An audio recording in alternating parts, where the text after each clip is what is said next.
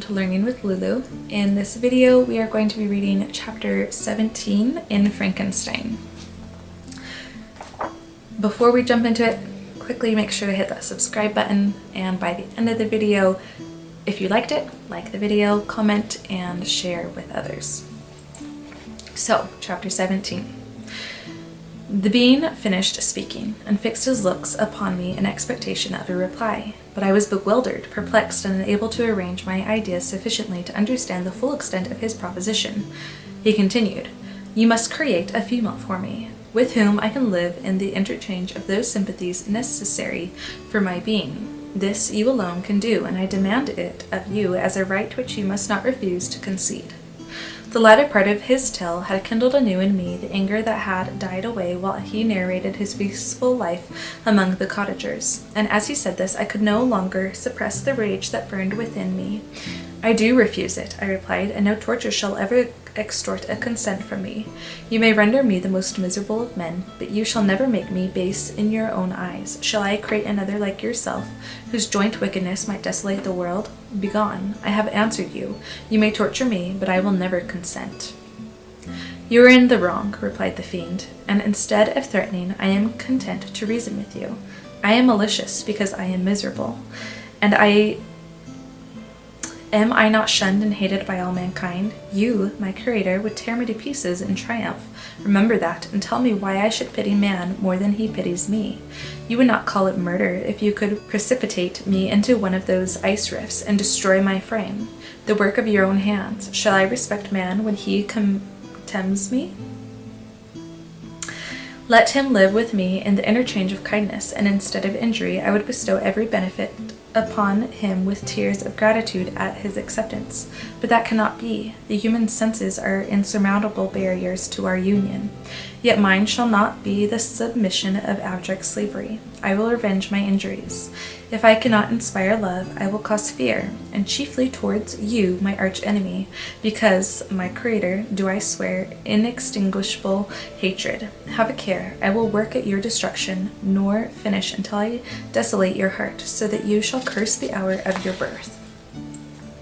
A fiendish rage animated him as he said this. His face was wrinkled into contortions too horrible for human eyes to behold, but presently he calmed himself and proceeded. "I intend to reason. This passion is detrimental to me, for you do not reflect that you are the cause of its excess. If any being felt emotions of benevolence towards me, I should return them 100 and 100-fold, for that one creature's sake. I would make peace with the whole kind, but I now indulge in dreams of bliss that cannot be realized. What I ask of you is reasonable and moderate. I demand a creature of another sex, but as hideous as myself. The gratification is small, but it is all that I can receive, and it shall content me. It is true, we shall be monsters, cut off from all the world, but on that account we shall be more attached to one another. Our lives will not be unhappy, but they will be harmless and free from the misery I now feel. O my Creator, make me happy, let me feel gratitude toward you for one benefit. Let me see that I excite the sympathy of some existing thing. Do not deny me my request." I was moved. I shuddered when I thought of the possible consequences of my consent. But I felt that there was some justice in his argument. His tale and the feelings he now expressed proved him to be a creature of fine sensations. And did I not as his maker owe him all the portion of happiness that it was in my power to bestow? He saw my change of feeling and continued, "If you consent, neither you nor any other being shall ever see us again. I will go to the vast wilds of South America. My food is not that of man. I do not destroy the lamb and the kid to glut my appetite. Acorns and berries afford me sufficient nourishment. My companion will be of the same nature as myself, and will be content with the same fare. We shall make our bed of dried leaves. The sun will shine on us as on man, and will ripen our food. The picture I present to you is peaceful and human, and you must feel that you could deny it only in the wantonness of power and cruelty. Pitiless as you have been towards me, I now see compassion in your eyes. Let me seize the favorable moment and persuade you to promise what I so ardently desire." "You propose," replied I, "to fly from the habitations of man, to dwell in those wilds where the beasts of the field will be your only companions. How can you, who long for the love and sympathy of man, persevere in this exile? You will return and again seek their kindness and you will meet with their detestation. Your evil passions will be renewed, and you will then have a companion to aid you in the task of destruction. This may not be. Cease to argue the point, for I cannot consent. How inconstant are your feelings! But a moment ago you were moved by my representations, and why do you again harden yourself to my complaints? I swear to you by the earth which I inhabit, and by you that made me, that with the companion you bestow, I will quit the neighborhood of man, and dwell as it may chance in the most savage of places. My evil passions will have fled, for I shall meet with sympathy. My life will flow quietly away, and in my dying moments I shall not curse my Maker. His words had a strange effect upon me. I compassionated him, and sometimes felt a wish to console him. But when I looked upon him, when I saw the filthy mass that moved and talked, my heart sickened, and my feelings were altered to those of horror and hatred. I tried to stifle these sensations. I thought that, as I could not sympathize with him, I had no right to withhold from him the small portion of happiness which was yet in my power to bestow. You swear, I said, to be harmless, but have you not already shown a degree of malice that should reasonably make me distrust you? May not even this be a feint that will increase your triumph by affording a wider scope for your revenge? How is this? I must not be trifled with, and I demand an answer. If I have no ties and no affections, hatred and vice must be my portion. The love of another will destroy the cause of my crimes, and I shall become a thing of whose existence everyone will be ignorant.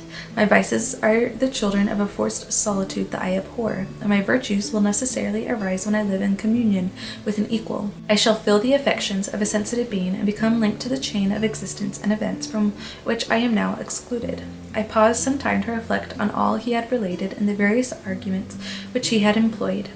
I thought of the promise of virtues which he had displayed on the opening of his existence, and the subsequent blight of all kindly feeling by the loathing and scorn which his protectors had manifested towards him. His power and threats were not omitted in my calculations. A creature who could exist in the ice caves of glaciers, and hide himself from pursuit among the ridges of inaccessible precipices, was a being possessing faculties it would be vain to cope with. After a long pause of reflection, I concluded that the justice due both to him and my fellow creatures demanded of me that I should comply with his request. Turning to him, therefore, I said, I consent to your demand. On your solemn oath to quit Europe forever and every other place in the neighborhood of man, as soon as I shall deliver into your hands a female who will accompany you in your exile. I swear, he cried, by the sun and by the blue sky of heaven, and by the fire of love that burns my heart, that if you grant my prayer while they exist, you shall never behold me again. Depart to your home and commence your labors. I shall watch their progress with unutterable anxiety, and fear not but that when you are ready I shall appear. Saying this, he suddenly quitted me, fearful perhaps of any change in my sentiments. I saw him descend the mountain with greater speed than the flight of an eagle, and quickly lost among the undulations of the sea of ice. His tail had occupied the whole day, and the sun was upon the verge of the horizon when he departed.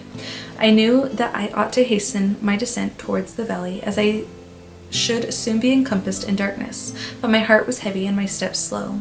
The labor of winding among the little paths of the mountains and fixing my feet firmly as I advanced perplexed me, occupied as I was by the emotions which the occurrences of the day had produced. Night was far advanced when I came to the half-way resting place and seated myself beside the fountain. The stars shone at intervals. As the clouds passed from over them, the dark pines rose before me, and every here and there a broken tree lay on the ground. It was a scene of wonderful solemnity, and stirred strange thoughts within me. I wept bitterly, clasping my hands in agony. I exclaimed, O stars and clouds and winds, ye are all about to mock me. If you really pity me, crush sensation and memory. Let me become as naught, but if not, depart, depart, and leave me in darkness. These were wild and miserable thoughts, but I cannot describe to you how the eternal twinkling of the stars weighed upon me, and how I listened to every blast of wind as if it were a dull, ugly siroc, or the sirocco, a hot, dust-filled wind from the deserts of Libya in northern Africa, on its way to consume me. Morning dawned before I arrived at the village of Chamounay. I probably am not pronouncing that correctly, I'm sorry. I took no rest, but returned immediately to Geneva. Even in my own heart I could give no expression to my sensations. They weighed on me with a mountain's weight, and their excess destroyed my agony beneath them. Thus I returned home, and entering the house presented myself to the family. My haggard and wild appearance awoke intense alarm, but I answered no questions, scarcely did I speak. I felt as if I were placed under a ban, as if I had no right to claim their sympathies, as if never more might I enjoy companionship with them. Yet even thus I loved them to adoration, and to save them I resolved to dedicate myself to my most abhorred task. The prospect of such an occupation made every other circumstance of existence pass before me like a dream, and that thought only had to me the reality of life. So there is chapter 17 of Frankenstein. If this video has benefited you, don't forget to like, subscribe, and share. And also comment your thoughts down below. So, I'll see you back around.